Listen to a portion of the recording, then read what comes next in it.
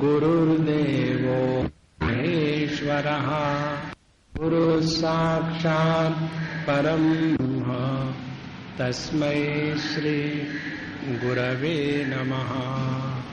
तस्मै गुरवे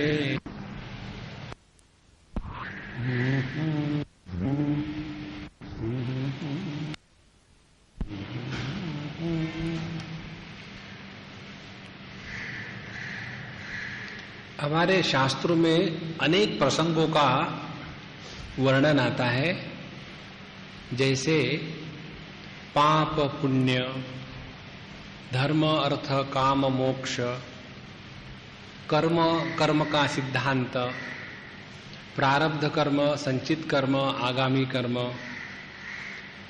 पूर्व जन्म और पश्चात जन्म, पुनर्जन्म, सृष्टि का विस्तार, भगवान का अवतार, ये सभी के सभी जो प्रसंग आते हैं, इसका प्रयोजन क्या है?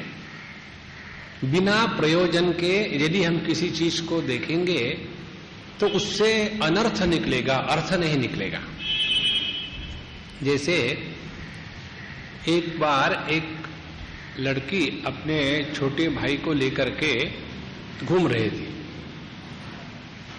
और हम बेकार थे तो हम भी उसके साथ थे। तो अपने छोटे भाई जो रो रहा था उसको बता रहे थे, देखो गैया आई। तो बच्चा थोड़ी देर के लिए गाय को देखता, रोना बंद, फिर उसको याद आता, अरे मैं तो रो रहा था, और फिर रोना शुरू। और फिर वो बहन उसको, देखो कार आ गई, देखो कार, कौन सी कार है, देखो देखो देखो। फिर वो बच्चा कार की तरफ देखता, रोना बंद, थोड़ी देर के बाद फिर याद आता, अरे अपनी ड्यूटी कैसी खत्म हो गई, फिर रोना शुरू। ऐसा करते करते 4, 6, 10 चीजें दिखाई। धीरे धीरे वो लड़का रोना भूल गया और सो गया। वो इसलिए रो रहा था कि उसको नींद आ रही थी, लेकिन उसको मालूम नहीं था कि नींद आ रही है। तो ये सब करके उस बच्चे को सुला दिया। और जब सुला करके वो बाहर आई तो मैंने कहा, भाई तुमने अपने भाई को क्या किया? बोले मैं उसको सुला रही थी तो सुला दिया। तो हमने कहा, आप झूठ बोल रही हो खुल्लम खुल्ला, तुमने तो उसको एक बार भी नहीं कहा सो जाओ करके। तुमने उसको कहा गाय आ रही है, बैल आ रहा है, कार आ रही है, सो जाओ कहाँ कहा, तो क्यों झूठ बोलती हो? तो उन्होंने कहा कि स्वामी जी आप स्वामी होने के ही लायक हैं। उसको जो गाय दिखा रही थी या बकरी दिखा रही थी या कार दिखा रही थी, उसका प्रयोजन वो कार गाय बकरी दिखाने में नहीं है। प्रयोजन ये था कि वो बच्चा सो जाए।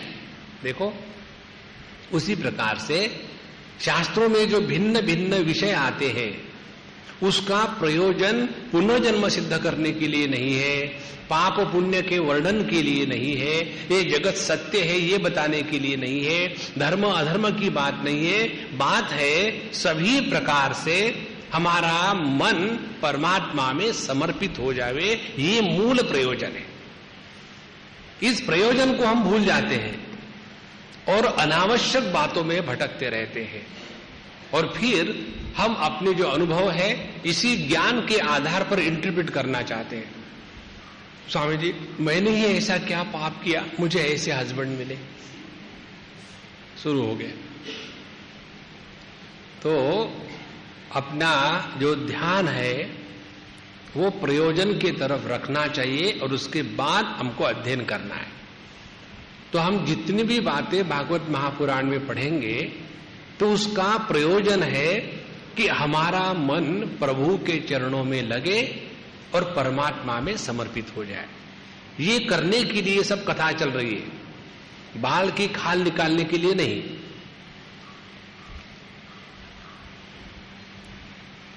देखो धीरे से,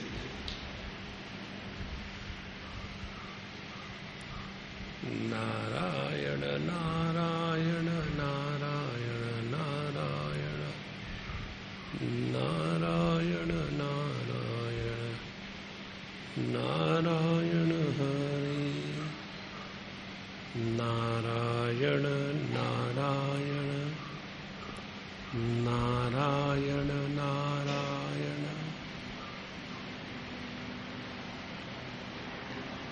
जब ये नरक का प्रसंग आया कि इतने प्रकार के नरक होते हैं और व्यक्ति पाप करने के बाद इन्हीं सभी नरकों में जाता है, तो उसको लेकर के परीक्षित जी ने प्रश्न पूछा था कि क्या आदमी समझो दुष्कर्म किए, पाप किए, तो क्या उसका सत्यानाश ही होना है? कोई ऐसा रास्ता नहीं क्या कि हमने भैया ठीक है गलती करी, लेकिन क्या उस गलती का प्रायश्चित होकर के हम अपने आप को बचा नहीं सकते? तो इसके लिए कुछ हो सकता है विधान, तो बताइए। ये बताने के लिए उन्होंने बताया एक मार्ग जरूर है, और वो मार्ग है यदि हम भगवान का नाम स्मरण करते रहे और हमारा मन भगवत नाम स्वरूप हो जावे, तो हमने जितने भी पाप पुण्य किए हैं उसके हम परे चले जाते हैं। तो इसका तात्पर्य क्या निकला? दो बातों का। भगवान के नाम में वो शक्ति है कि जिसके द्वारा हम अपने बुरे कर्मों को रोक सकते हैं, और दूसरी बात, हमने जो बुरे कर्म पहले किए हैं उसके जो पाप रूप फल है उस फल से भी बच सकते हैं, दोनों बातों से। और ये समझाने के लिए उन्होंने यह नाम की महिमा समझाने के लिए अजामिल का चरित्र बताया कि किस प्रकार का व्यक्ति अजामिल था और हम किस प्रकार से हैं। तो अजामिल के जैसे व्यक्ति का उद्धार हो सकता है, तो हमारा उद्धार होने में कोई भी शंका नहीं रखना चाहिए। क्या हो जाता है व्यक्ति के जीवन में, क्योंकि हम स्थूल बुद्धि है और स्थूल देह के साथ तादात्म्य करके रहते हैं और स्थूल जगत में रहते हैं, तो ये तो बात हमको समझ में आती है कि कुछ कर्म करें तब ठीक है। जैसे एक व्यक्ति ने एक बार हमको कहा कि स्वामी जी बुरा मत मानना, लेकिन मुझे आप पर कुछ टीका टिप्पणी करनी है। हमने कहा आप करो, मैं सुनूंगा ही नहीं, बुरा मानने का सवाल कहाँ है। बोले नहीं सुनो और फिर भी मत मानो। ठीक है। तो उनका कहना ये था कि स्वामी जी आप ये बैठ करके भगवान का नाम लेते रहते हो, लेक्चर देते हो, इससे क्या होता है? इससे कुछ नहीं होता, कुछ करो। मुझे बताओ क्या करूं, आप बताओ। बोले कुछ समाज की सेवा करो, गरीबों को कपड़े बांटो, उसको भूखे को खाना दो, इस प्रकार से कुछ ठोस काम करना चाहिए। ये क्या बैठ करके राम राम राम राम राम राम करे जा रहे, उससे क्या होता है? अब देखो क्या दोष है इस विचार में। जब तक हम कुछ फिजिकली करेंगे नहीं तब तक हमको नहीं लगता कि हम कुछ कर रहे हैं। असल में देखा जाए तो व्यक्ति का जीवन सुधरता है यदि उसके विचार सुधरे। तो हमारे द्वारा यदि किसी के विचारों में योग्य प्रकार का परिवर्तन आ जाए तो उसका जीवन अपने आप सुधर जाता है।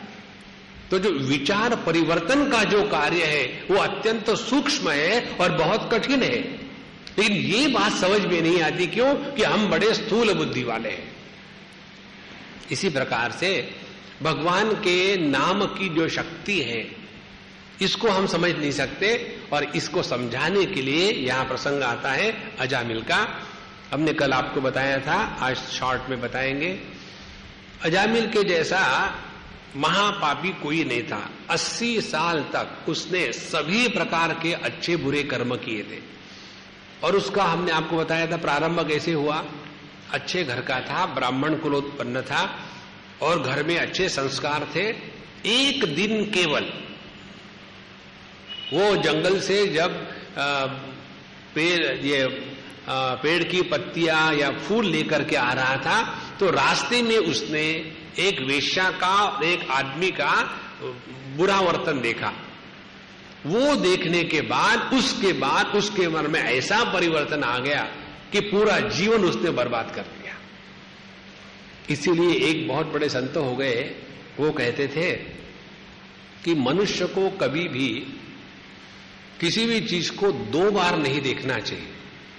एक बार कोई भी चीज देखो आप तो उसका संस्कार मन पर निर्माण नहीं होता, और जब मन पर संस्कार निर्माण नहीं होता तो अच्छा बुरे से कोई मतलब नहीं।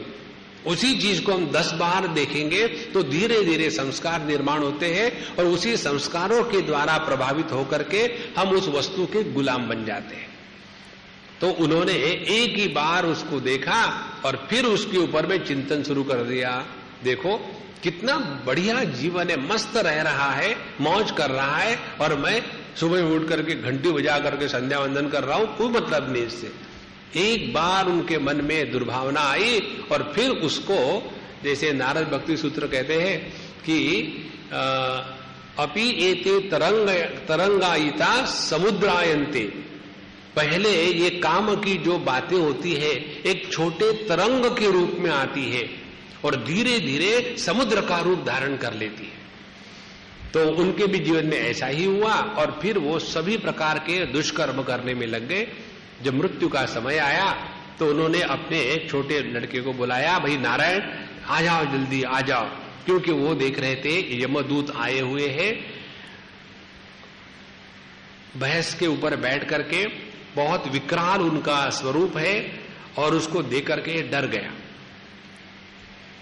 उस समय जैसा उन्होंने कहा कि नारायण आ जाओ, तो वहां भगवान के पार्षद स्वयं आ गए और उन्होंने उसके गले में जो यमदूतों ने यमपाश डाला था उसको तोड़ दिया।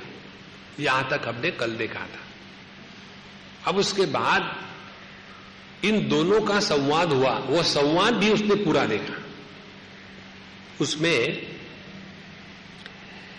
भगवान के पार्षदों ने पूछा कि तुम लोग कौन हो? बोले हम धर्मराज के सेवक हैं। धर्मराज माने यमराज, हम धर्मराज के सेवक हैं। बोले अपने आप को धर्मराज की सेवक कहते हो, बताओ धर्म किसको कहते हैं, अधर्म किसको कहते हैं? जैसे कोई कहे कि मैं इंडिया का रहने वाला हूं, है दूसरे देश का रहने वाला, फिर उसको यहां की कुछ बात पूछो, बताओ हमारे इंडिया में पंजाब की कौन सी राजधानी है, और वो कहेगा एर्नाकुलम, तो समझ लेना बाहर का आया हुआ है, हिंदुस्तान का नहीं। तो यदि तुम अपने आप को धर्मराज के दूत सम कहते हो तो बताओ धर्म क्या है और पुण्य क्या होता है और पाप क्या होता है, नरक में स्वर्ग में कौन कौन जाता है, और क्या जिन्होंने पाप किया उन सभी को नरक में जाना आवश्यक है, बताओ इसके बारे में। ऐसा जब पूछा तब यह जो धर्मराज के दूत थे यमदूत, उन्होंने धर्म का निर्णय स्मार्त या श्रौत धर्म के अनुसार बताना शुरू कर दिया। स्मार्त श्रौत धर्म का तात्पर्य है कि जो हम लोग जीवन जीते हैं कि हमने अपने जीवन को पुरोहित के बताने के अनुसार चलना चाहिए, पाप नहीं करना चाहिए, पाप करेंगे तो नरक में जाएंगे, पुण्य करेंगे तो स्वर्ग में जाएंगे, और पुण्य कर्म करने से भला होता है, पाप कर्म करने से बुरा होता है। ये जो धर्म का मर्यादा का क्षेत्र है उसको कहते हैं स्मार्त कर्म। स्मार्त शब्द है, स्मार्ट नहीं है, स्मार्ट कर्म, स्मार्त। और ये बताते समय उन्होंने बहुत सुंदर बातें बताई, ये हम सबको सीखने जैसी है। कहते हैं कि हमारे प्रत्येक इंद्रिय में भगवान का वास है, उस इंद्रिय के देवता के रूप में। आंखों में सूर्य का वास है, और उसके बाद हमारी जिह्वा में अग्नि का वास है, हमारी रसना में वरुण देवता का वास है, हमारे कान में दिग्देवता का वास है, हमारे नाक में अश्विनी कुमार का वास है, हमारे पैरों में विष्णु भगवान का वास है, इस प्रकार से हाथ में इंद्र का है। तो पूरा का पूरा जो हमारा देह है उसमें भिन्न भिन्न देवताओं का वास है। कहते हैं यही देवता के कारण हमारे इंद्रिय भिन्न भिन्न प्रकार के कर्म कर सकते हैं, और ये जैसा भी कर्म हमारे इंद्रियों के माध्यम से, मन के माध्यम से हो रहा है, वो कर्म करते समय सबसे पहली जानकारी किसको होती है? तो इस देवता को होती है। तो जैसे हमने अपने आंखों से देखा, तो आंखों से देखने का ये जो ज्ञान है रूप रंग का, हमको मिलने के पहले ये ज्ञान सूर्य भगवान को मिलता है। इस प्रकार से हमने अपने इंद्रियों के द्वारा जो अच्छे बुरे ज्ञान इकट्ठे किए, अच्छे बुरे कर्म किए, उस सब का अकाउंट इन सभी देवताओं के पास होता है। और ये जो देवता लोग हैं ये इस अच्छे बुरे कर्मों के द्वारा प्रभावित नहीं होते। और जब व्यक्ति मर जाता है, इस देह के साथ तादाद में छूट जाता है, तब ये देवता लोग, ये जीव धर्मराज के जाने के पहले ये सभी के सभी देवता लोग पहुंच जाते हैं और जा करके उसका रिपोर्ट दे देते हैं कि सूर्य कहता है इसने ऐसी ऐसी बुरी बातें देखी, ऐसी ऐसी अच्छी बातें देखी। इंद्र कहता है इसने हाथ से ऐसे अच्छे काम किए, ऐसे बुरे काम किए। विष्णु कहता है कि इसने पैर से अच्छे स्थानों पर गया, बुरे स्थानों पर गया। और अग्नि देवता कहती है कि इसने अच्छे शब्द बोले, इसने बुरे शब्द बोले। तो पूरा का पूरा जो अकाउंट है जीव का, वो एकदम उनको धर्मराज को रिपोर्ट हो गया। और जब तक कि जीव जाता है तब तक के उसका पूरा हिसाब हो जाता है। और हिसाब होने के बाद उसके अनुसार उस जीव की गति होती है कि अब ये जीव स्वर्ग में जाएगा या नरक में जाएगा, इस प्रकार से वहां निर्णय होता है। और वो जो भगवान निर्णय देते हैं कि इसको नरक में भेजो, तो उसका मूल तात्पर्य क्या है? यमराज या धर्मराज, इनके मन में जीवों के प्रति प्रेम है, द्वेष नहीं है। जैसे एक माँ का अपने बच्चों के प्रति प्रेम होता है और वो बच्चा समझे बहुत गंदा है और मानता नहीं बात, बहुत ही गंदा हो गया है, तो माँ उसको खींच के ले आएगी और उसको नहलाएगी धुलाएगी डिटर्जेंट डाल करके। और वो बच्चा जब रोएगा तो वो उसको सुनेगी थोड़ी, एक लगा देगी, ये नहीं भी रो तो रहा ही, लगाओ, हाथ साफ कर लो। और जब वो नहा धो करके साफ हो जाता है तो उसके पीछे मां के हृदय में प्रेम था, द्वेष नहीं था। उसी प्रकार से जीव ने जो अच्छे बुरे कर्म किए हैं उससे उसको साफ करने का जो तरीका है वो है हमको स्वर्ग नरक में भेजने के लिए, कष्ट देने के लिए नहीं है। इस प्रकार से हमको अपने कर्मों के अनुसार हमारे मरणोत्तर गति होती है। गरुड़ पुराण आप लोगों ने सुना होगा, उसमें आता है कि मरने के बाद जो जीव है वो 13 दिन तक उसी स्थान पर रहता है जहां मृत्यु हुआ है। और 13वें दिन में जब उसका पुण्यदान इत्यादि पूरा हो गया, फिर वो अगली जर्नी प्रारंभ होती है। तो उस समय उसको यातना देह प्राप्त होता है और उस यातना देह के साथ यह जीव जाकर के भिन्न भिन्न अच्छे बुरे जैसे भोग है, कर्मफल है, उसके अनुसार भोगता है। इस प्रकार से उन्होंने इस जीव की गति स्मार्त धर्म के अनुसार विष्णु को, दूतों को, पार्षदों को बताई। ये बताने के बाद कि उन्होंने कहा कि देखो तुमने जो वर्णन किया ना, ये तो स्मार्त धर्म का वर्णन किया, तुमको मालूम नहीं क्या भागवत धर्म भी होता है, और भागवत धर्म और स्मार्त धर्म का फर्क क्या है? ये बहुत महत्व की बात है, ध्यान से सुनना। जो स्मार्त धर्म अभी जो हमने आपको बताया, अच्छे बुरे कर्मों को रिपोर्ट करके होता है, ये जो है इसमें जीव के कर्तृत्वाभिमान का महात्म्य है। मैंने अच्छा कर्म किया, मैंने बुरा कर्म किया। लेकिन जो भागवत धर्म है वह भगवान के अनुग्रह पर अवलंबित है। चाहे हम पापी हो चाहे पुण्यवान हो, अनुग्रह किस पर करना है यह निर्णय भगवान स्वयं लेते हैं। और इसीलिए यदि ऐसा नहीं होता तो कुब्जा का उद्धार क्यों किया भगवान ने? ऐसा नहीं होता तो रावण का उद्धार क्यों किया? ऐसा नहीं होता तो शिशुपाल का उद्धार क्यों किया भगवान ने? इसीलिए भागवत धर्म जो है वह भगवान के अनुग्रह को मध्य में रख करके उसका निर्णय होता है। और जो स्मार्त इत्यादि धर्म है वो जीव के कर्तृत्वाभिमान को लेकर के होता है। इस प्रकार से उनको बताया कि भागवत धर्म भी है। और उसके अनुसार वो कहते हैं कि भगवान जब स्वयं अनुग्रह करने का निर्णय लेते हैं, क्योंकि अनुग्रह करना उनका स्वभाव है। जैसे भगवान के रूप के विग्रह में वो शक्ति है कि जिसके द्वारा हमारा अंतःकरण शुद्ध हो जाए, हमारे अनेक जन्मों के पाप इत्यादि नष्ट हो जाते हैं। उसी प्रकार से भगवान के नाम में भी वही शक्ति है जो भगवान के रूप में है, विग्रह में है। और इसलिए हम अपने जीवन में भगवान का नाम हमेशा लेते रहना चाहिए। और इस भगवान का नाम लेने से दो बातें होती है। एक तो है प्रत्येक वस्तु का अपना धर्म होता है। जैसे हम लोग दवाई खाते हैं, हमने समझो खाई टेरामाइसिन। कल आपको बताया था टेरामाइसिन माने तुम्हारा मेरा दोनों का जो पाप है उसको कहते हैं तेरा मेरा सिन, टेरामाइसिन।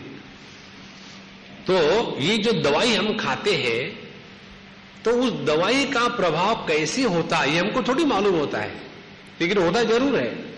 तो ये हो गया उस वस्तु का धर्म।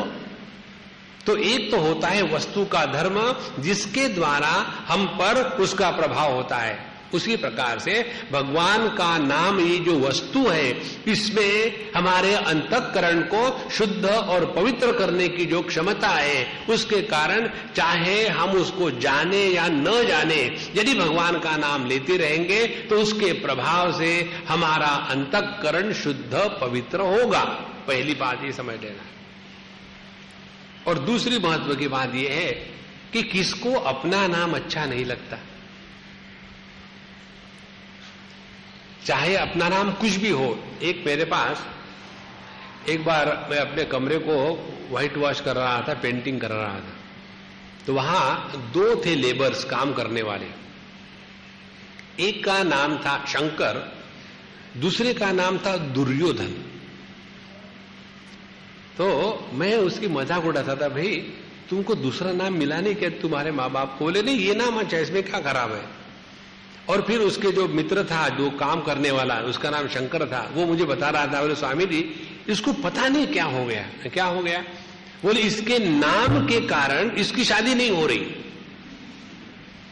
जो भी लड़की शादी के चक्कर में आती है इसके साथ तो यही कहती है मैं दुर्योधन के साथ शादी नहीं करूंगी, यदि अपना नाम बदल दे तो मैं शादी करूंगा। और वो कहता मैं अपना नाम नहीं बदलूंगा। अब लो, दुर्योधन नाम के प्रति क्या आकर्षण है, लेकिन है क्योंकि वो मेरा नाम है। इसीलिए जैसे सबको उसी प्रकार से भगवान को भी अपना नाम बड़ा प्यारा है। तो यदि हम भगवान का केवल नाम मात्र लेने से भगवान प्रसन्न हो जाते हैं तो इससे बढ़कर के और कितने आसान तरीका है। और उसके पश्चात महत्व की बात यह है कि भगवान का जो नाम हमारे वाणी पर आता है ये तभी आ सकता है कि जब भगवान का अनुग्रह होता है तब। तो यदि इस अजामिल ने भगवान का नाम लिया, नारायण किया, कहा, तो उसके ऊपर तो भगवान का अनुग्रह था ही, अन्यथा उसके मुख से भगवान का नाम नहीं निकलता। एक अम्मा की हम बात बताए, उसके जीवन में बहुत कष्ट आए, इतने कष्ट कि हम कल्पना तक नहीं कर सकते। उनके 13 बच्चे हुए और उनके हस्बैंड बड़ा विचित्र व्यक्ति थे और प्रत्येक बच्चा 18-20 साल की उम्र में मर जाता था। ऐसे एक बार नहीं, 2 बार नहीं, 13 बार हुआ। देखो कितना दुख उस अम्मा को हो गया होगा। और जब उसका मरने का समय, और सबसे आखिरी में वो मरी, 13वां बच्चा मरने के बाद वो मरी बूढ़ी होकर के। तो जब वो मृत्युशैया पर थी पिछले 6 महीने तक, आज मरेगी कल मरेगी, उसको बताया जाता था कि अम्मा भगवान का नाम लो, राम राम राम। मैं तो उसका नाम लूंगी ही नहीं। आखिरी तक उन्होंने भगवान का नाम लेना इनकार कर दिया। अब देखो, हमको पूछा स्वामी जी ऐसा क्यों है? हमने कहा जब तक कि भगवान की कृपा नहीं होती अपने मुख से भगवान का नाम नहीं निकलता। तो जिस अजाबिल ने जब भगवान का नाम लिया तो आप कहेंगे तो उसने अपने बच्चे को बुलाया था। अरे भैया, उनका बच्चा तो 10 साल पहले पैदा हुआ ना। लेकिन भगवान का ये जो नारायण नाम तो अनंत काल से चल रहा है, तो उसके ऊपर ट्रेडमार्क तो भगवान का है उस नाम पर। तो वो नाम सुनकर के भगवान ने तुरंत अपने दूतों को भेज दिया है। और यही भगवान की कृपालुता है, दया है कि यदि कोई अच्छे व्यक्ति को अच्छा मिल जाए तो कौन भगवान की भक्ति करेगा? हम भगवान के पास निर्णय लेने के लिए नहीं जाते, हम भगवान के पास जाते हैं कुछ फेवरेट गेन करने के लिए। We want favour from the Lord, not the decision. हमको जजमेंट के लिए लेना है तो हम कोर्ट के पास जाएंगे, लेकिन हम चले जाते हैं अपने देश के राष्ट्रपति के पास, किस लिए जाते हैं? हाँ, हमने गलती करी है, नियम के अनुसार हमको पनिशमेंट मिलनी चाहिए, लेकिन हम आपके पास आए, हमको आप माफ कर देना। इसी प्रकार से भगवान की जो भक्ति होती है उसमें पक्षपात का महात्म्य है। यदि भगवान के भक्ति करने के बाद भगवान हमारे प्रति पक्षपात नहीं करेंगे तो भगवान के भक्ति करने का क्या मतलब है? और इसीलिए भगवान अपने भक्तों के लिए पक्षपात जरूर करते हैं। और जब अजामिल ने नारायण को बुलाया तो उनके नाम के कारण उनके सभी पाप नष्ट हो गए। सवाल यह आता है कि हमने कितने बार नाम लिया, कुछ हुआ नहीं। हमने अजामिल के जैसा कब लिया नाम? अजामिल में और हमारे नाम लेने में क्या फर्क है? अजामिल ने नारायण नारायण नारायण कहने के बाद नेक्स्ट स्टेज जो हो गई उसकी मृत्यु हो गई। माने भगवान का नाम लेने के बाद उसकी मृत्यु हो गई, तो उसका जो अंतिम विचार था, अंतिम वृत्ति जो थी, वो भगवान का नाम था। हम लोग कहते हैं नारायण नारायण, पता नहीं वो आया ही नहीं, उसका भी नाम नारायण रखा है तो नौकर, लेकिन नारायण रखा है नाम, पता नहीं कैसे रखा। तो हमने नाम लिया, उसके बाद दुनिया फिर आ गई बीच में, और फिर एक दो बार नाम लेते फिर दुनिया आ जाती है।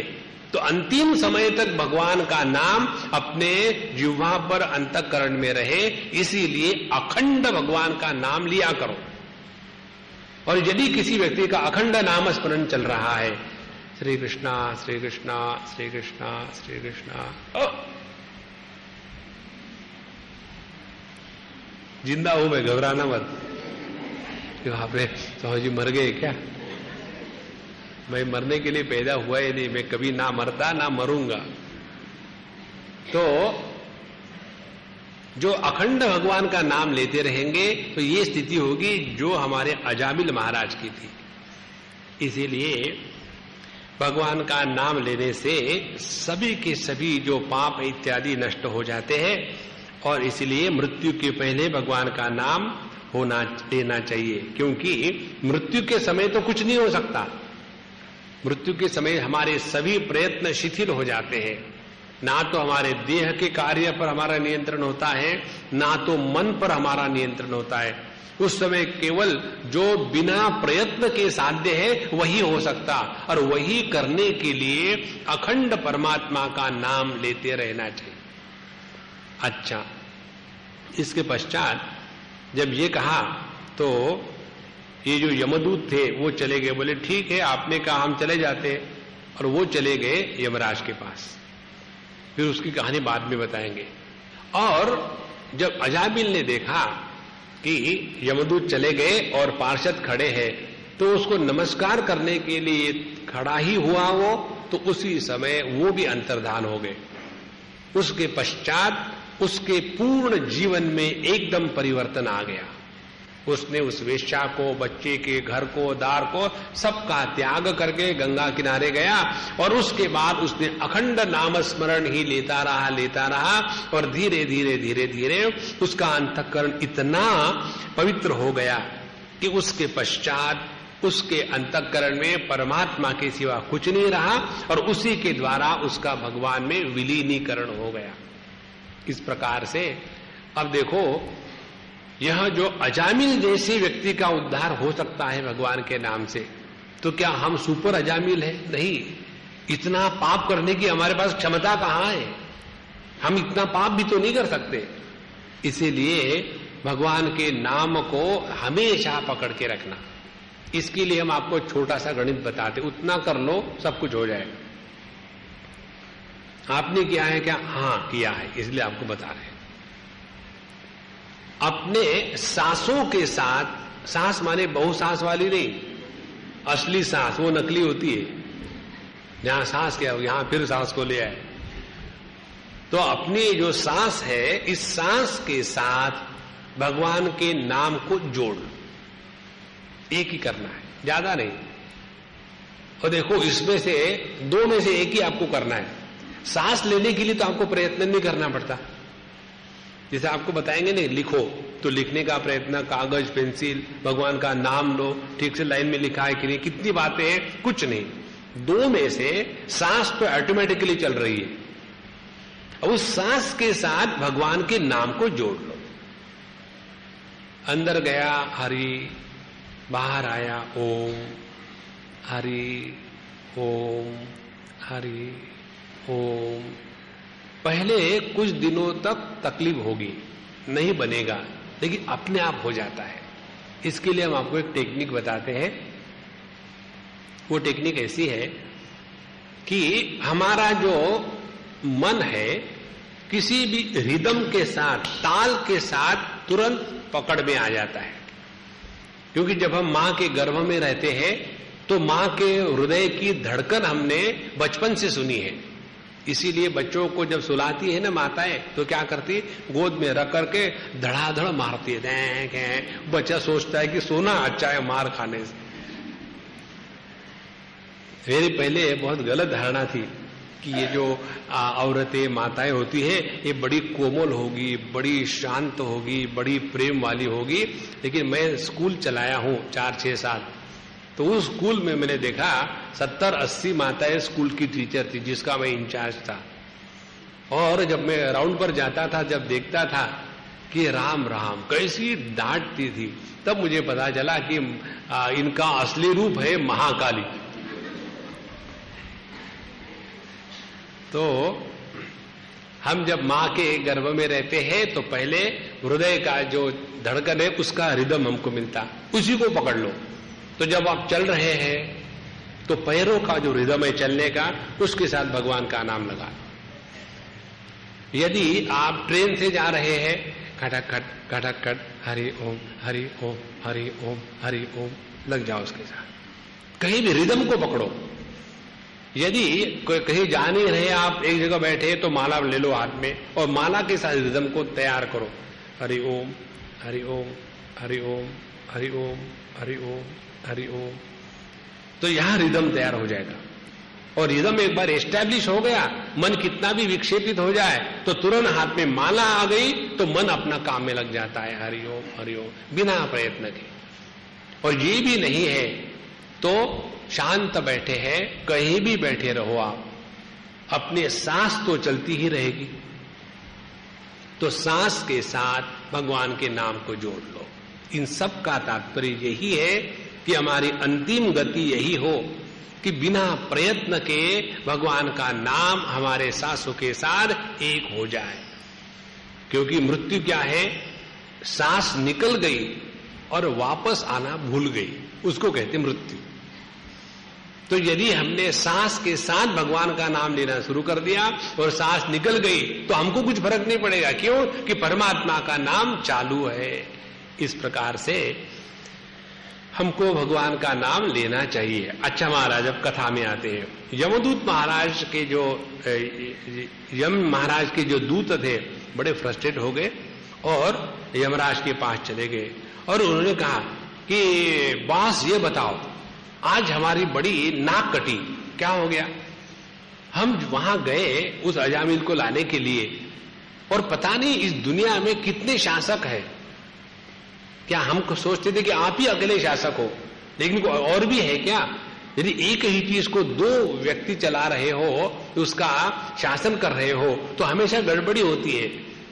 तो हमको तो लगा कि केवल आप ही शासक है और हम गए लाने के लिए, लेकिन पता नहीं कहां से वहां बड़े सुंदर सुंदर पीतांबरधारी, बड़ी बड़ी आंखों वाले, नील कमल के जैसे उनका देह का रंग है और मुस्कुराते हुए चतुर्भुज वहां आ गए और उन्होंने हमको हरा दिया और हम वहां से नाक कट के आपके सामने आ गए। बताइए वो कौन लोग थे, आपने पहले क्यों नहीं बताया?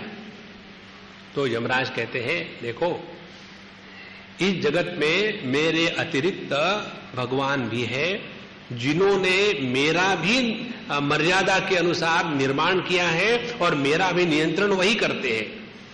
और ऐसे भगवान के जो भक्त है उनको पकड़ने का अधिकार क्षेत्र हमारा नहीं है। और इसके बारे में बताते हैं, यह सबको मालूम नहीं। प्रायेण वेद तदिदम न महाजनोयम देव्या विमोहित मतिर्बत माया जलम। त्रय्याम जड़ीकृत मतिर मधु पुष्पितायाम वैतानिके महति कर्मणि युज्यमानः। तो यह जो कर्म का सिद्धांत इत्यादि जो है, इसके बारे में सभी लोगों को पूरी जानकारी नहीं है। केवल जो 2-4 लोग हैं उनको जानकारी, वो नाम गिनाते हैं, स्वयंभू मनु, नारद जी, प्रहलाद, सुखदेव जी, बलि महाराज और मैं माने यमराज। हमको ये कर्म की गति और भगवान के नाम की महिमा मालूम है।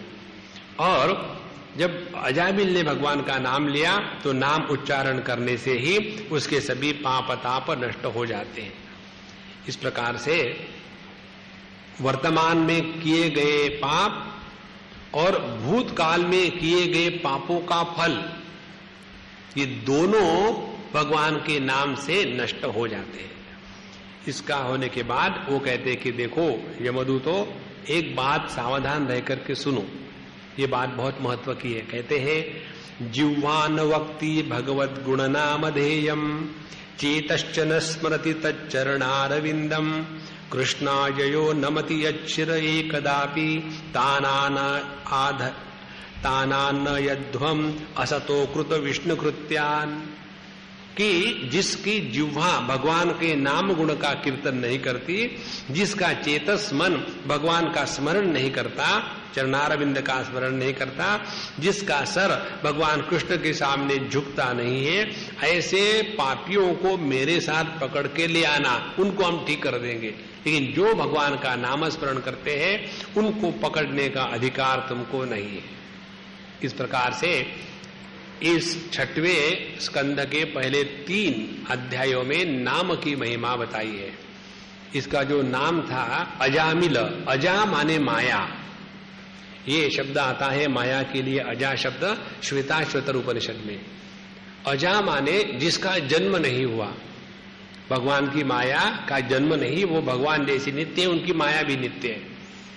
तो मिल, उस अजा के साथ मिल गया, माने जब हम अपने मोह के साथ मिल करके अपने आप को देह मन बुद्धि प्राण इत्यादि समझ करके प्रकृति के विकृति को अपना कर्म समझने लग जाते हैं, तभी पाप पुण्य की निर्मिति होती है। तो ऐसा जो अजामिल है उसका भला होता है, माने प्रत्येक जीव का भला होता है भगवान के इस नाम स्मरण से। इसके पश्चात अब दूसरा प्रसंग आ जाता है। वह प्रसंग है इंद्र का अभिमान, वृत्तासुर का उद्धार, और फिर मरुद्गणों का जन्म, चित्रकेतु की कथा और अवधूत भगवान दत्तात्रेय की कथा, प्रहलाद का चरित्र, ये सब का सब आता है। ये इसी स्कंद में आ रहा है, 6वें स्कंद में। आपको याद है हमने 5वां स्कंद पूरा किया था, जिसपे बताया था कि भगवान के सगुण साकार और निर्गुण निराकार के 2 प्रकार के भक्ति से हमारा उद्धार होता है। जैसे प्राचीन बरही राजा को निर्गुण निष्ठा से भगवान की प्राप्ति हुई, मुक्ति हो गई, और प्रचेताओं की मुक्ति सगुण निष्ठा से हो गई। ये होने के पश्चात फिर बताया जो पहले प्रजापति थे जिनका सर बकरे का हो गया था, उन्होंने अपना देह नष्ट कर लिया, फिर वही दक्ष अजमुख होने के कारण दुखी हो गए थे, फिर उन्होंने प्राचेतस दक्ष के रूप में जन्म लिया, क्षत्रिय जाति में आ गए। इस प्रकार से इस प्राचेतस दक्ष का वंश का वर्णन करना चाहिए था, लेकिन बीच में इन्होंने परीक्षित जी ने प्रश्न पूछा कि क्या सभी पापियों का नाश ही होता है, तो वो बताने के लिए भगवान के नाम का जो आश्रय है उसका बताया। अब जो अजामिल का प्रसंग पूरा हो गया तो फिर सुखदेव जी महाराज दक्ष की जो कथा है उसको प्रारंभ करते हैं। प्राचीन दक्ष को बताया गया था कि देखो तुम जाकर के प्रजा निर्माण करो, सृष्टि को बढ़ाओ। तो उस समय उन्होंने अपने संकल्प से सृष्टि निर्माण करना शुरू कर दिया। प्राचीन दक्ष ने संकल्प से सृष्टि निर्माण शुरू कर दी। संकल्प की सृष्टि को समझने के लिए ये समझना है जैसे हम अपने मन में कितनी बड़ी सृष्टि निर्माण करते हैं। जब हम सपना देखते हैं, इसको जरा ध्यान से सुनना, सपने को हम कभी भी सपना है करके नहीं देखते। सपने से जग जाने के बाद कहते कि मैंने सपना देखा है। उसी प्रकार से जिसको हम अभी कहते हैं कि यह जागृत अवस्था ठोस है, इससे भी जब जग जाएंगे, अपने स्वरूप में निष्ठा प्राप्त करेंगे, तब पता चलेगा अरे भैया ये भी एक सपना है। ध्यान से सुनना, सपने में का अच्छा प्रसंग जो होता है उसको लेकर के सपने का कभी भंग नहीं होता। समझो आपका ऐसा सपना है कि आप बढ़िया मोटरसाइकिल पर जा रहे हैं और एक बहुत सुंदर लड़की आपके पीछे बैठी हुई है और बहुत बढ़िया रास्ता है, आप स्विट्जरलैंड में घूम रहे हैं हिंदी सिनेमा के जैसा, तो आपका सपना टूटेगा नहीं। और फिर आपकी मोटरसाइकिल जाकर के कहीं डिशिंग गिर जाती है या एक्सीडेंट होता है, हाँ क्या हो गया, तुरंत आपका सपना टूटेगा। उसी प्रकार से जब तक कि इस जगत में सब कुछ ठीक ठाक चलता रहता है ना, तब तक के सपना टूटेगा नहीं। जब आकर के कहीं धक्का लगता है, जिसके लिए मैंने सब कुछ किया, उसी लड़के के लिए मैंने सब कुछ किया, वही मुझे छोड़कर चला गया, अब मेरे जीवन में क्या है, और फिर आदमी की आंख खुलती है। तो हम संकल्प के द्वारा बहुत सारी सृष्टि स्वयं बनाते हैं। उसी प्रकार से इस प्रजापति प्राचेतस दक्ष ने संकल्प के द्वारा बहुत सृष्टि बनाई, लेकिन उसका चक्कर ये होता था कि एक बार सृष्टि बनाता, 2 क्षण में सृष्टि नष्ट हो गई। जैसे हम कितने बार सपने देखते हैं, नष्ट कर देते हैं। आपने देखा ना, बच्चे जब खेलते हैं समुद्र के किनारे रेत में जाकर के, वहां खूब बढ़िया बनाएंगे, मकान बनाएंगे, रास्ता बनाएंगे, पुल बनाएंगे, वहां सिनेमा का थिएटर बनाएंगे, सब कुछ बनाएंगे, और तब तक के माँ बाप झगड़ा पूरा कर लेते हैं। और जब माँ बाप का झगड़ा पूरा हो गया, फिर कहेंगे चलो बच्चा लोग घर को चलना है ना, मम्मी डैडी आपका काम हो गया, हाँ हो ही गया समझो। तो जब बच्चों को घर जाना होता है तो वो अपने जो बनाया हुआ होता है उसको छोड़ के नहीं जाते। फिर क्या करेंगे, अच्छा कमाल अब आएंगे, 1 2 3 धड़ाम से उसको कूदेंगे और सबको नष्ट करके, तोड़ फोड़ करके फिर घर चले जाएंगे। यही तो भगवान की लीला है। तो हमको लगता इतना सारा अच्छा बनाया, हमेशा बना रहे। भगवान की द्वारका नहीं टिकी, राम की अयोध्या नहीं टिकी। हम लोगों की छोटी मोटी बातें रहने वाली है क्या? लेकिन ऐसे लगता है हमेशा बना रहे, यही तो भ्रांति, यही माया है। तो यह जो मानसिक प्रजा या सृष्टि उन्होंने उत्पन्न की, वो हमेशा नष्ट हो जाती थी, क्योंकि संकल्प है तब तक सृष्टि रहेगी, संकल्प खत्म तो सृष्टि खत्म। तो उनको बड़ा दुख हुआ, तो वो फिर विंध्याचल चल गए, विंध्याचल में चले जहां अघमर्षण तीर्थ है, वहां जाकर के उन्होंने बहुत तपस्या करी। देखो ये तपस्या का एक प्रसंग हमेशा आता है, कोई भी कर्म करने के पहले तपस्या, अपनी शक्ति को जागृत करे, उसके बाद योग्य समय आने पर जगत का त्याग करके वानप्रस्थाश्रम में प्रस्थान करे, और तीसरी बात भगवान के लिए ही जीवन जिए। तो ऐसे उन्होंने तपस्या करी अघमर्षण तीर्थ पर जाकर के। तो उनकी तपस्या से प्रसन्न होकर के अष्टभुज नारायण भगवान गरुड़ पर बैठ करके आ गए और उनको दर्शन दिया। तो उस समय दक्ष ने भगवान की बहुत ही सुंदर स्तुति की है। देखो भागवत में अनेक स्तुतियां हैं भगवान की, एक नहीं दर्जनों है। वो जो हमारे दूसरे प्रवचन हो रहे बंबई में, जिसमें हम एक एक अध्याय को, एक एक श्लोक को लेकर के विस्तार से बता रहे हैं, उसमें सभी स्तुतियों को हमने बहुत विस्तार से लिया है। उसके स्तुति का अर्थ का चिंतन करते करते व्यक्ति अपने आप से हट करके प्रभु के चरणों में लग जाता है। उसमें सगुण साकार का वर्णन है, निर्गुण निराकार का है, आत्म रूप से है, परोक्ष रूप से, अपरोक्ष रूप से। इसी प्रकार से इस प्राचीन दक्ष ने भगवान की स्तुति करी कि महाराज जो अस्ति है, नास्ति है, जो अच्छा है, बुरा है, वो सभी का सभी आप ही है, और आप ही के द्वारा सबको शक्ति मिलती है।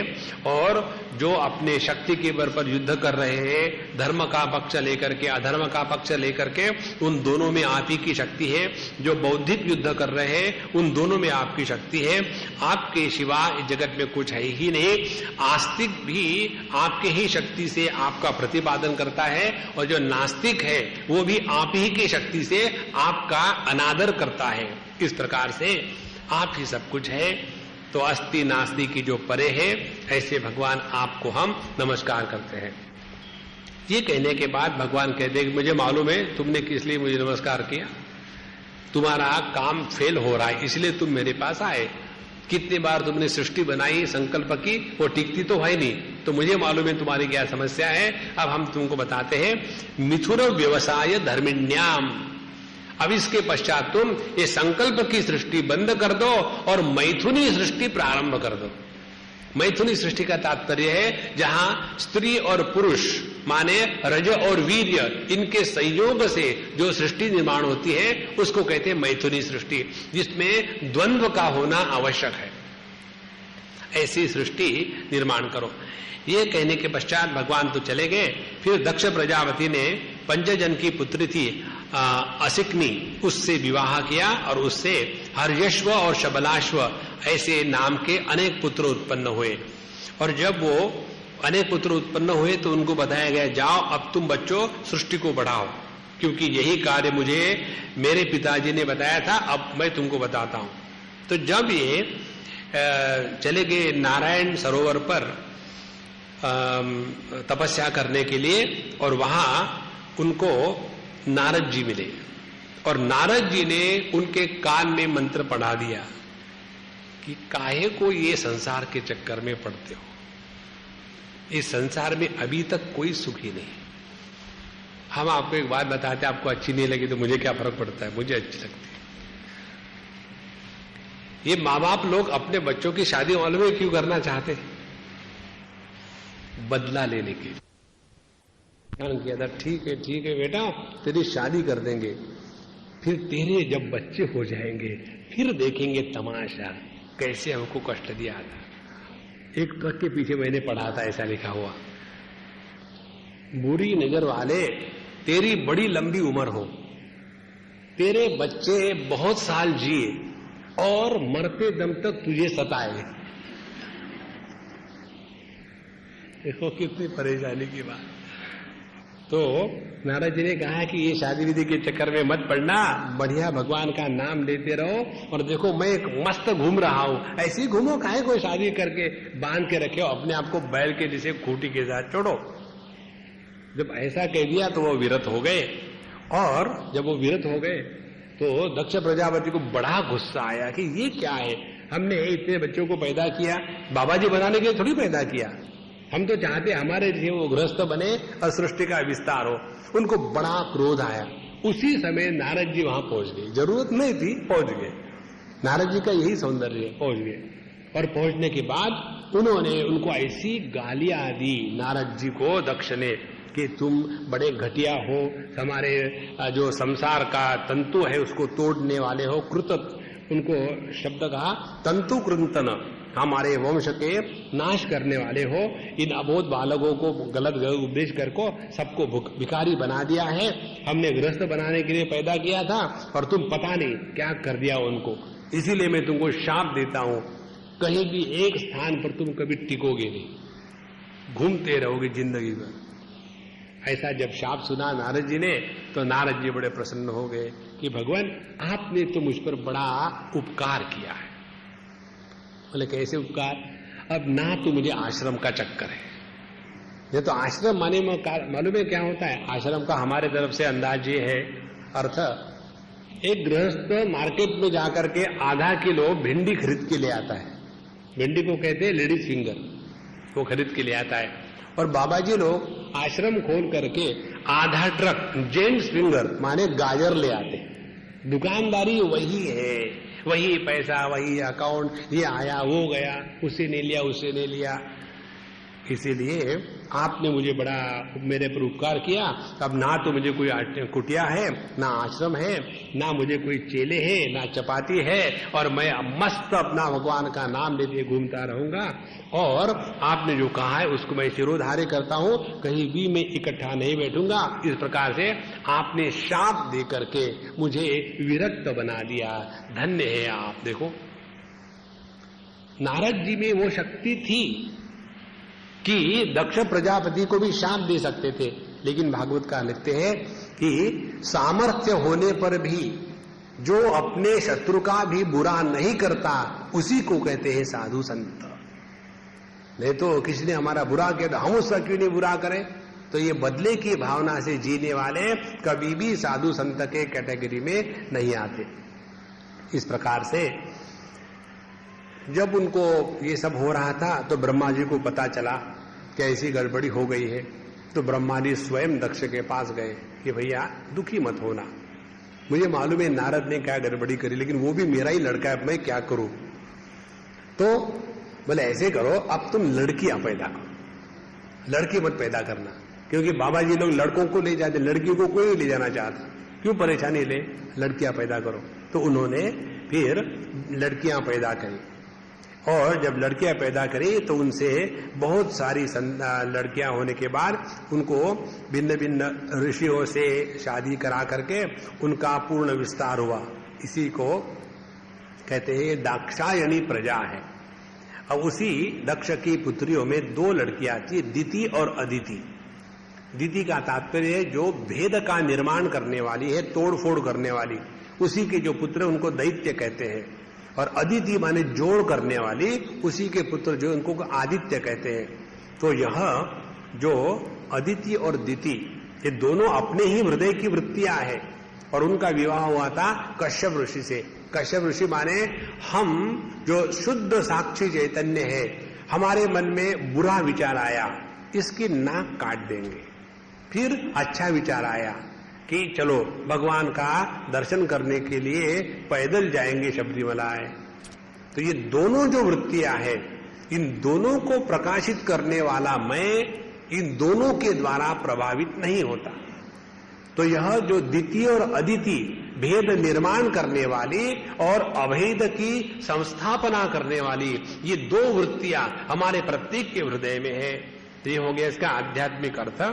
तो वो उनका कश्यप जी के साथ विवाह हो गया, और उसके पश्चात उनसे दैत्य और आदित्य इस प्रकार से 2 प्रकार के प्राणी या जीव निर्माण हो गए।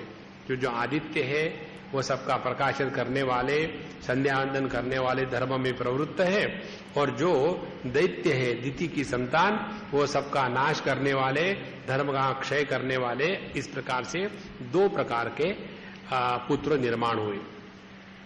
अब जो अदिति के पुत्र था इंद्र, वो उसको देवराज माने इन सभी देवताओं के राजा के पद पर अभिषिक्त कर दिया गया, और वो बड़ा ऐश्वर्यशाली हुआ। इस प्रकार से अपने इंद्र को कहते हैं वो अपने हाथ का देवता है। तो हमारे सबके हाथ में ये शक्ति है कि हम अपने जीवन का उद्धार कर सकते हैं, हमको किसी से कुछ लेने की आवश्यकता नहीं है। और यदि हम अपने जीवन का उद्धार करना चाहेंगे और किसी दूसरे पर अवलंबित रहेंगे तो हमारा कभी भी भला नहीं होता। एक बात समझ लो, हम अभी जब आ रहे थे एयरपोर्ट से तो हमारे अम्मा को बता रहे थे, हम कितने भी साधु संतों के पास चले जाते हैं, मंदिरों में चले जाते, जाना चाहिए, उसमें कोई डाउट नहीं, लेकिन असल में बॉटम लाइन क्या है? बॉटम लाइन ये है कि हम क्या है, हमारी साधना कैसी चल रही है। ठीक है, वहां गए वहां गए वहां गए, अल्टीमेटली व्हाट नेक्स्ट? हमारे अंतःकरण में वही काम क्रोध लोभ मोह मद मात्सर्य भरा हुआ है, अपने स्वरूप के बारे में अज्ञान ज्यों का त्यों टिका हुआ है, जगत के बारे में समझने का प्रयत्न नहीं, भगवान की भक्ति हृदय में अभी उदित हुई नहीं है, तो कहां कहां भटकेंगे। इसीलिए महत्व की बात यह है कि हमको अपनी साधना स्वयं करनी पड़ती है, दूसरा हमारे लिए साधना नहीं करेगा। तो इस प्रकार से इंद्र जो अपने हाथ के देवता है, कर्म के देवता है, यही देवताओं के राजा के रूप में प्रतिष्ठित हुए। और जब व्यक्ति को प्रतिष्ठा मिल जाती है तो व्यक्ति अपने मर्यादा का उल्लंघन करने में आगे पीछे नहीं देखता। जब व्यक्ति को प्रतिष्ठा, ऊंचा पद मिल जाता है, अधिकार प्राप्त होता है, तो अधिकार को पचाने के लिए सबके पास शक्ति नहीं होती। अधिकार को वही पचा सकता है कि जिसके हृदय में वैराग्य की पराकाष्ठा हो। वो यदि अधिकार हो और वैराग्य ना हो तो उसी अधिकार का हम दुरुपयोग करेंगे, और यदि केवल वैराग्य हो, अधिकार ना हो, तो केवल वैरागी कुछ नहीं कर सकता। इसीलिए जीवन में दोनों का संतुलन है, ऐश्वर्य, अधिकार और उसके साथ साथ वैराग्य। लेकिन इंद्र के हृदय में ऐश्वर्य के साथ वैराग्य के स्थान पर भोग की प्रवृत्ति और अपने अहम को वो बहुत ज्यादा समझने लगा। और ये होता है जब व्यक्ति एक साधारण ठिकाने पर रहता है तो उसका व्यवहार भिन्न। आप लोग तो जानते हो, अभी केरला में है, हर एक घर से कोई ना कोई तो फॉरेन को होता ही है। केरला में फॉरेन को ज्यादा है, इंडिया में कम है।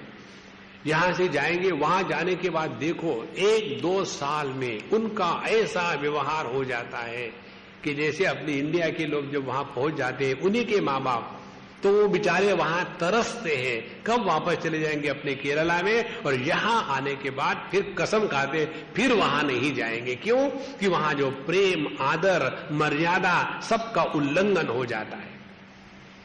तो जहां व्यक्ति के जीवन में थोड़ा ऐश्वर्य आ गया, उसका दिमाग एकदम बिगड़ने लग जाता है अभिमान के कारण। और यही बात इंद्र के साथ हुई।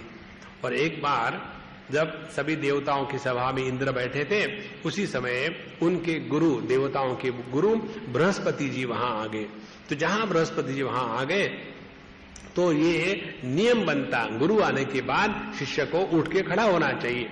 फिर भी उन्होंने बृहस्पति जी की तरफ देखा तक नहीं। और एक मंत्र आता है, आप सब जानते हैं उस मंत्र को, स्वस्ति न इंद्रो वृद्ध श्रवा, स्वस्ति न पूषा विश्ववेदा, स्वस्ति नस्तार्क्षो अरिष्टनेमि, स्वस्ति नो बृहस्पतिर्दधातु। तो हे इंद्र हमारा कल्याण कर, हे बृहस्पति हमारा कल्याण कर। तो इंद्र है कर्म की देवता, बृहस्पति है ज्ञान की देवता। जिस जीवन में ज्ञान और कर्म ये दोनों मिलकर के रहते हैं, उसी जीवन का भला होता है। लेकिन अब यहां क्या हो गया, यहां कर्म करने वाला इंद्र जो है, कर्म शक्ति, क्रिया शक्ति, वो तो तगड़ी हो गई। और उस क्रिया शक्ति ने जो बृहस्पति जी है, ज्ञान शक्ति है, उसका अनादर कर दिया। जहां हमने विवेक का, ज्ञान का अनादर कर दिया, तो वही क्रिया शक्ति हमारा ही नाश का कारण बन जाती है। और उसी के कारण वहां से जब इंद्र ने अपनी आंखें फेर ली, बृहस्पति जी को योग्य प्रकार का आदर नहीं दिया, उनकी उपेक्षा कर ली, तो बृहस्पति जी ने सोचा कि यहां अपना आदर नहीं है, आवश्यकता नहीं, तो क्यों बैठे। वो वहां से चले गए, अंतर्धान हो गए।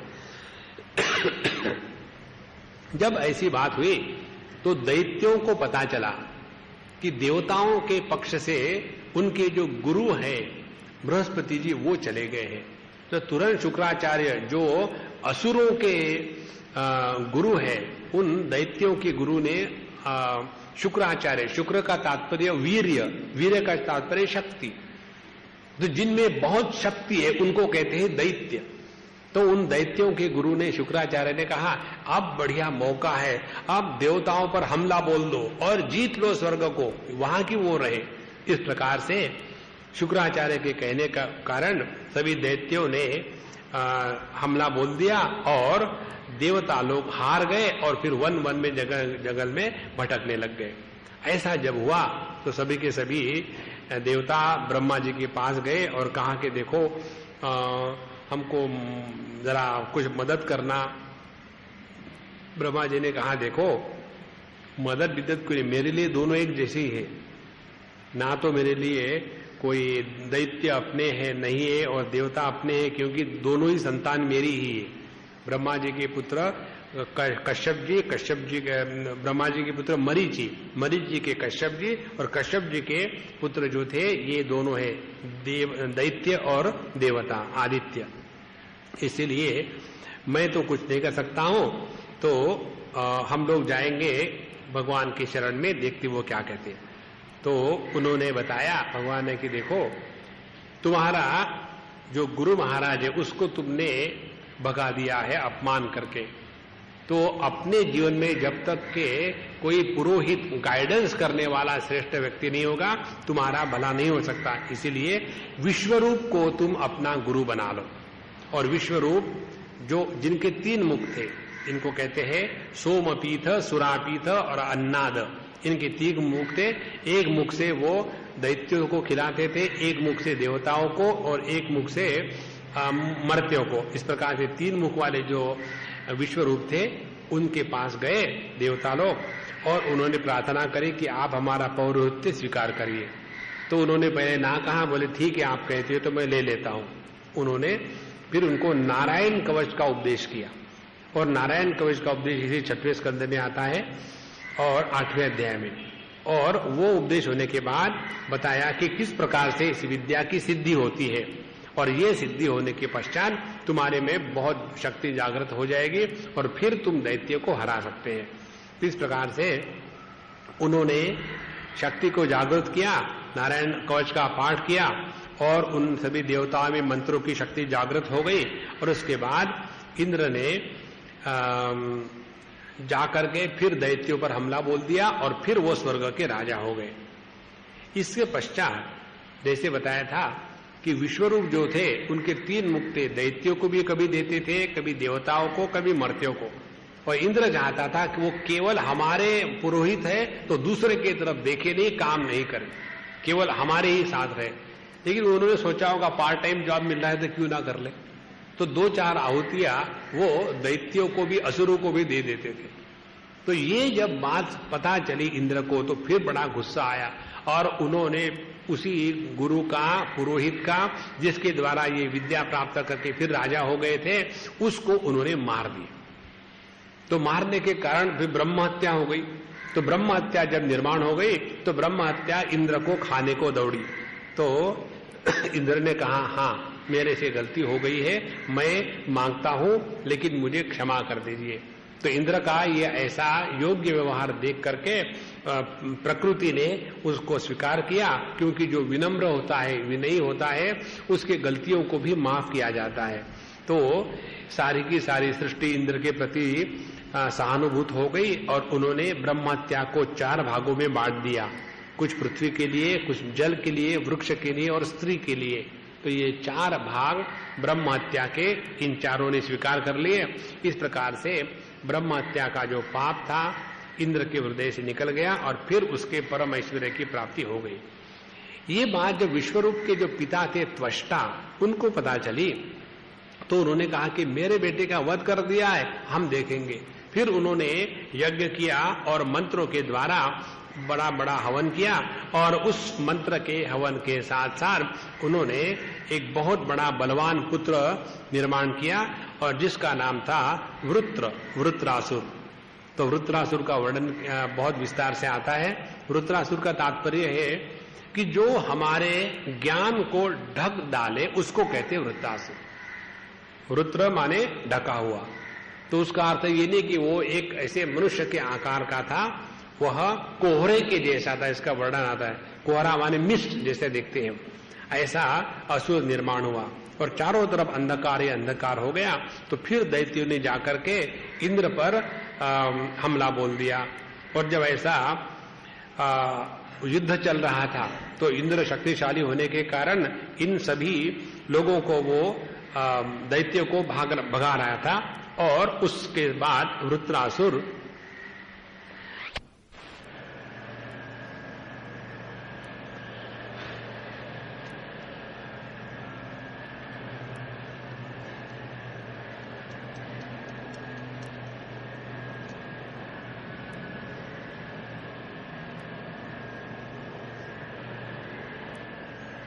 श्री कृष्ण शरणम मम।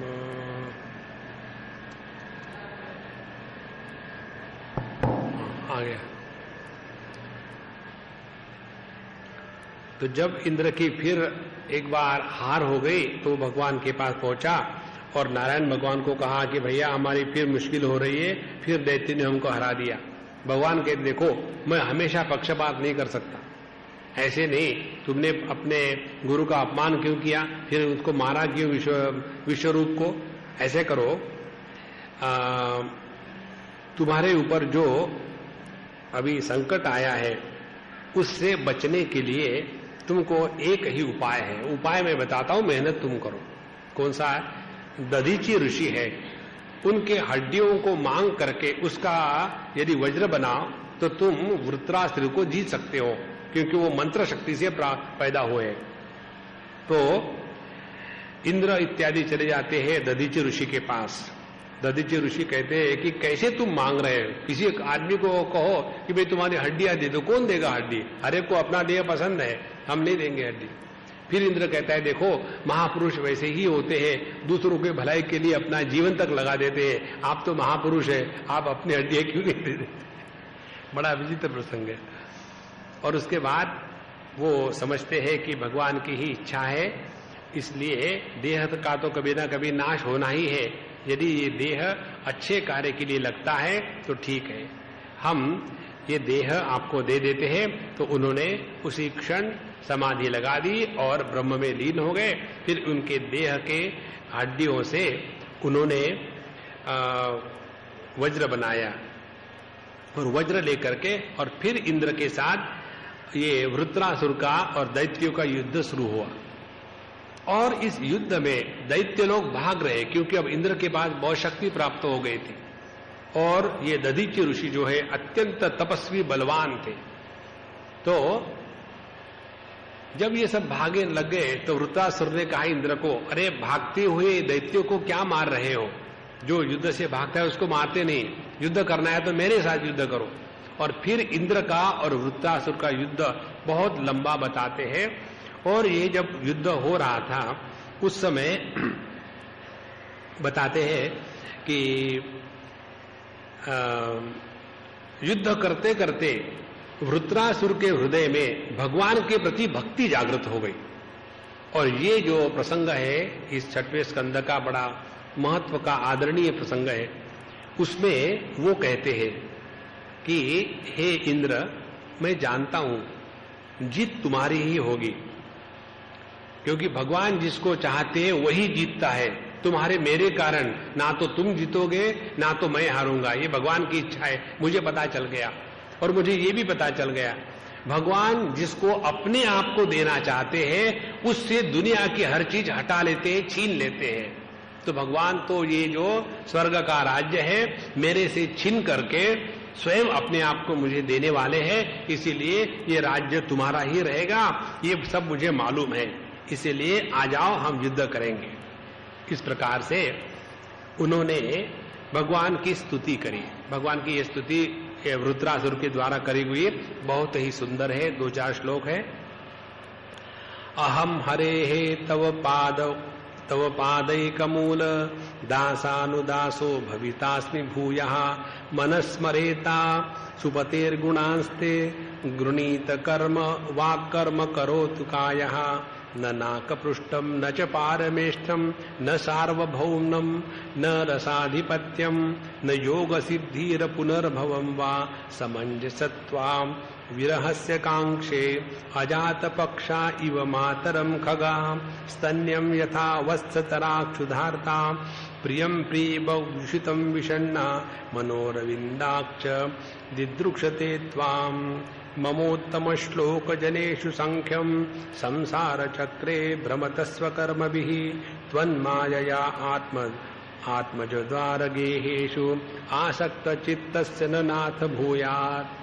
कहते हैं कि भगवान कि हम तो आपके चरण के दासानुदास बनना चाहते हैं और हमको ना तो ये इंद्र का राज्य चाहिए ना तो जगत की कोई वस्तु चाहिए।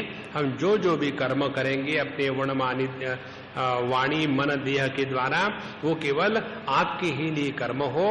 ना तो हमको नाकपृष्ठ वाले स्वर्ग चाहिए, ना तो मुक्ति चाहिए, ना सार्वभौम राज्य चाहिए, ना योग सिद्धि चाहिए। केवल हम यही चाहते हैं कि हमारा कितने भी जन्म होवे हर एक जन्म में हमारा साधु संतों के साथ जो आपके भक्त है उनके साथ संबंध बना रहे। और जिस प्रकार से पक्षिणी अपने बच्चे के लिए और बच्चा अपने पक्षिणी के लिए तरसता है या बछड़ा अपने गाय के लिए तरसता है या वधू अपने पति के लिए तरसती है, उसी प्रकार से हम आपके लिए तरसते हैं और हम अपने जीवन में आपके सिवा और कुछ भी नहीं चाहिए। इस प्रकार से उन्होंने भगवान की बड़ी सुंदर स्तुति करी। और स्तुति करने के पश्चात ये सब हो गया और फिर युद्ध के लिए उनका आसुर भाव जागृत हो गया और फिर वो इंद्र पर टूट पड़े। तो इंद्र ने अपने वज्र के द्वारा उनका दाहिना हाथ काट दिया और फिर उन्होंने जब बाएं हाथ से युद्ध शुरू किया तो इंद्र के हाथ से उसका वज्र गिर गया नीचे। उस समय वृत्रासुर कहते हैं कि अब विचार मत करो, मैं तुमको मारूंगा नहीं, वज्र तुम्हारे हाथ में नहीं, उठाओ और फिर मुझे मारो। तो उस समय इंद्र भी उनकी स्तुति करता है कि यदि कोई योद्धा हो तो वृत्रासुर के जैसा, जिसने बहुत ही अच्छा काम किया है, और उनकी प्रशंसा करता है। फिर इंद्र उसके दाहिने भी हाथ को काट देते हैं और फिर वृत्रासुर इंद्र को हाथी के साथ निगल जाते हैं और फिर पेट में जाने के बाद इंद्र वृत्रासुर को मार देते हैं और फिर उनकी जो हृदय से आत्मज्योति निकलती है वह भगवान को प्राप्त हो जाती है। इस प्रकार से यह जो वृत्रासुर की हत्या फिर इंद्र के द्वारा हो गई। और वृत्रासुर कौन था? ये भी मंत्र शक्ति के द्वारा, ब्राह्मणों के द्वारा उत्पन्न किया हो गया और इसीलिए फिर इंद्र के माथे पर एक ब्रह्म हत्या और आके टपकी। देखो, इंद्र का कंडीशन बड़ा मिजरेबल था। वो इसीलिए वृत्रासुर को नहीं मार रहा था क्योंकि इसको मैं मार दूंगा, ये भगवान का भक्त है, ब्राह्मण है और मंत्रों से उत्पन्न हुआ है और यज्ञ से उत्पन्न हुआ है, इसके मारेंगे तो फिर पाप लगेगा, इसलिए वो ब्रह्म हत्या ना हो इसलिए नहीं मार रहा था। लेकिन सभी देवताओं ने उसके पीछे लगा करके उसको मरवा ही दिया। और जब ब्रह्म हत्या उसके पीछे लगी, अब उसका भयानक रूप देखा इंद्र ने और भाग करके चला गया तिबेट में और वहां वो मानस सरोवर में छुप गया। तब से कहते हैं कि उस मानस सरोवर में जो देवता लोग हैं वो आकर के स्नान करते हैं। मनुष्य तो बहुत कम जा सकते हैं, लेकिन जो देवता है वो वहां आकर के स्नान करते हैं। अभी भी हिमालय के ऐसे अनेक तालाब है, सरोवर है, जहां अप्सरा, किन्नर, गंधर्व इत्यादि जो सूक्ष्म योनि के जीव है वो वहां आकर के रहते हैं और स्नान इत्यादि करते हैं। तो उसी समय एक बीच में कथा आती है कि उस समय एक राजा थे, नहुष राजा, उनके 100 यज्ञ पूरे हुए थे तो उनको थोड़े समय के लिए राजा वहां इंद्र का पद दे दिया था, लेकिन फिर वो मोह में आ गए। इंद्राणी की भोग के लिए उन्होंने ब्राह्मणों का तिरस्कार किया तो फिर वो सांप होकर के फिर पृथ्वी लोक पर आ गए। इस प्रकार से ये वर्णन चल रहा था। तो सुखदेव जी ने, परीक्षित ने सुखदेव जी से एक प्रश्न पूछा कि भगवान आपने जो बताया ये मुझे बड़ा आश्चर्य लग रहा है कि रजस्तम स्वभाव से ब्रह्मन वृत्रस्य पापना नारायणे भगवती कथम आसित दृढ़ामती। जो ये वृत्रासुर था, ये राक्षस था, असुर था और रजोगुण तमोगुण जिसका स्वभाव था, उसके हृदय में भगवान के प्रति इतनी भक्ति कहां से आई, कैसे संभव है? नॉर्मली तो राक्षस इत्यादि तो अत्यंत क्रूर होते हैं, तो उनके मन में यह भगवान के प्रति भक्ति कैसे आई, कहां से आई? तो उसको बताने के लिए सुखदेव जी कहते हैं कि शूरसेन प्रदेश की मथुरा में मथुरा की राजधानी थी और वहां एक राजा थे और उनका नाम था चित्रकेतु और उनका बहुत बड़ा ऐश्वर्य था, बहुत सी रानियां थी और सब कुछ ठीक था। लेकिन कहानी हो तो उसमें उनको पुत्र नहीं होता, तो उनको पुत्र नहीं था, तो उनको उसी पुत्र न होने के कारण बड़ा दुख था। तो एक बार वहां एक ऋषि संत महात्मा पहुंच गए और उन्होंने पूछा कि वे सब ठीक ठाक तो है? बोले सब ठीक ठाक है, लेकिन पुत्र नहीं, इसलिए मेरे मन में दुख है। तो अंगिरा ऋषि ने बताया कि देखो तुम्हारे भाग्य में पुत्र तो है, लेकिन इसके साथ एक बात और भी सुन लो, पुत्र होने से केवल सुख ही मिलेगा ये तुम्हारे दिमाग से प्रश्न निकाल डालो। जीवन में किसी भी वस्तु से केवल सुख या केवल दुख नहीं मिलता, सुख भी मिलेगा, दुख भी मिलेगा, और इसके लिए तैयार हो जाओ, तब जाकर के तुमको ये पुत्र प्राप्ति होगी। और जब हमको कोई साधु संत आकर के आशीर्वाद इत्यादि देते हैं ना, उसका क्या अर्थ है? उनको हमारे जीवन में हमको क्या मिलने वाला है मालूम होता है, उसी के अनुसार वो आशीर्वाद देते हैं। माने उनके आशीर्वाद के कारण नहीं कुछ होता, उनको मालूम है इस जीव का उद्धार किसमें होने वाला है और वो जब जानते हैं कि इसको अब ये मिलने वाला है तो उनके आशीर्वाद के रूप में वो वस्तु उनको मिल जाती है। तो इस प्रकार से उन्होंने अंगिरा ऋषि ने वहाँ कुछ यज्ञ इत्यादि किया और वहाँ से जो भी प्रसाद बना उनको दे दिया। देने के बाद उनकी जो बड़ी रानी थी वो गर्भवती हो गई, एक बच्चा पैदा हुआ। तो राजा और बड़ी रानी और बच्चा तीनों खुश रहने लग गए। लेकिन बाकी की जो रानियां थी वो थोड़ी खुश रहती, क्योंकि अब राजा का ध्यान एक ही रानी की तरफ जाने लग गया, बाकी का तिरस्कार हो गया। तो सब ने मिलकर के एक बात करी कि इस बच्चे को हटा डालो तो झंझट खत्म हो जाएगी।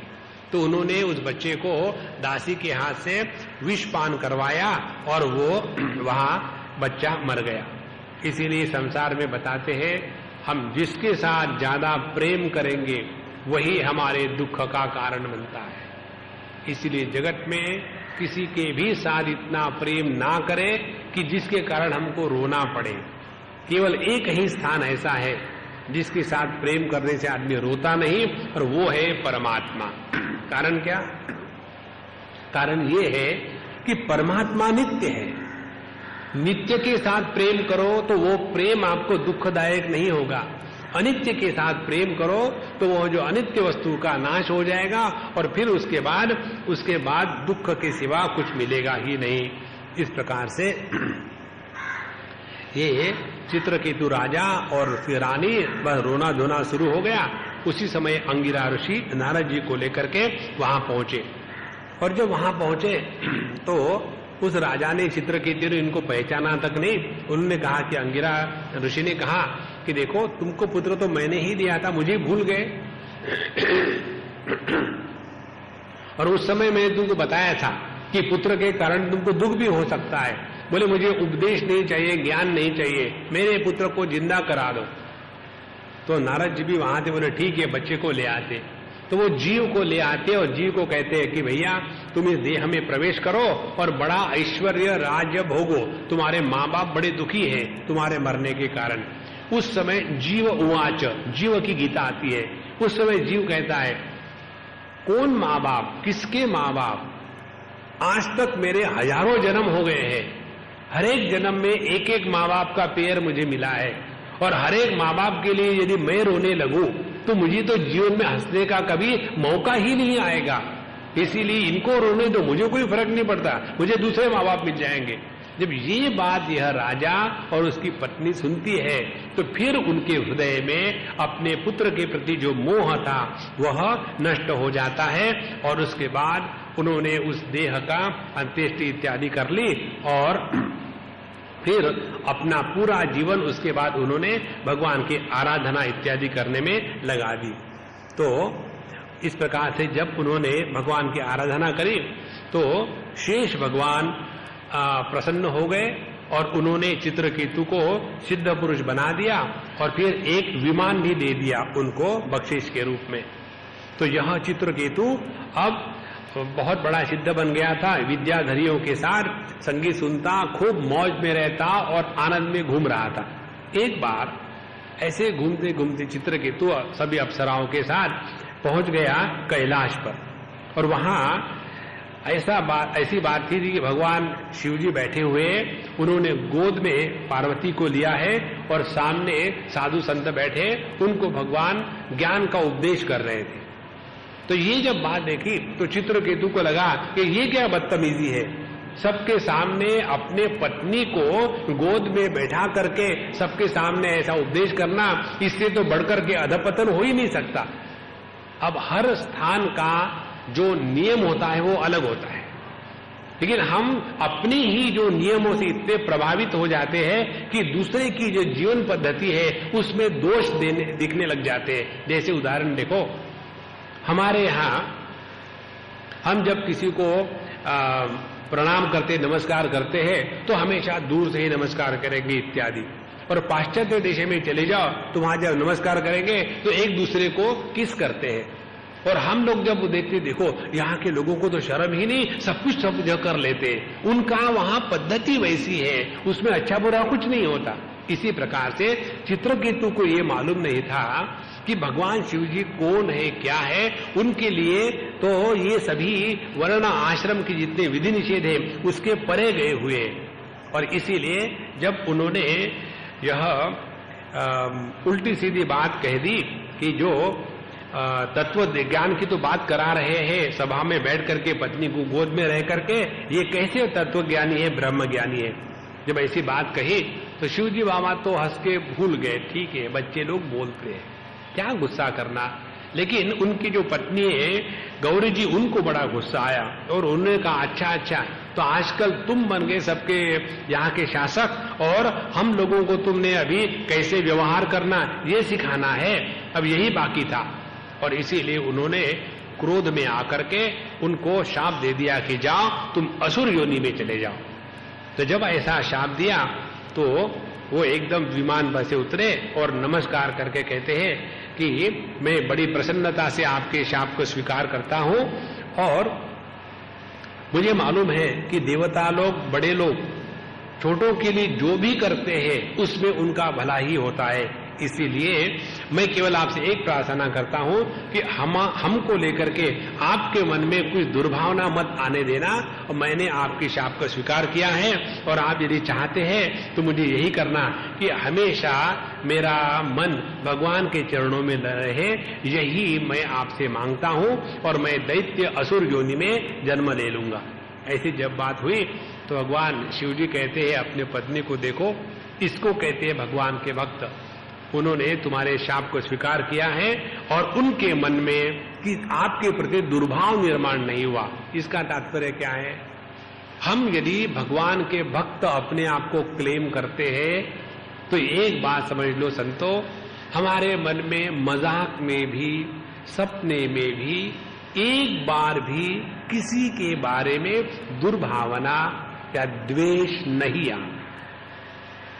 ये संपूर्ण विश्व परमात्मा की लीला है, इसमें द्वेष करने योग्य कोई नहीं है। जो कोई है केवल परमात्मा है, तो ऐसे परमात्मा से क्या द्वेष करना। इस प्रकार से यह जो चित्रकेतु, जब उनको असुर योनि में आने का शाप मिला तो वही चित्रकेतु अब वृत्रासुर के रूप में पैदा हुआ था और इसीलिए उनके हृदय में जो भगवान के प्रति भक्ति थी वो कभी नष्ट नहीं हुई थी। इससे हम सबको ये समझ लेना है कि हम जितनी भक्ति इस समय करेंगे अपने जीवन में, यही हमारे अगले जन्म की पूंजी है।